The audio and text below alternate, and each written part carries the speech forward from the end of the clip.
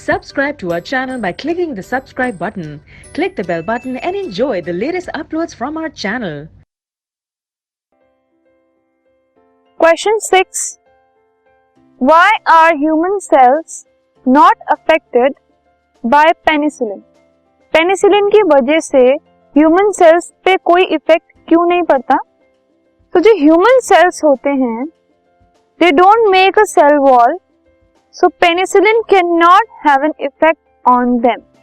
जो human cells होते हैं उनमें सेल वॉल की फॉर्मेशन नहीं होती, मतलब उनमें सेल वॉल प्रेजेंट नहीं होती, तो इसकी वजह से पेनिसिलिन जो है उसका इफेक्ट ह्यूमन सेल्स के ऊपर नहीं होता. Penicillin will have this effect on any bacteria that uses processes for making cell wall.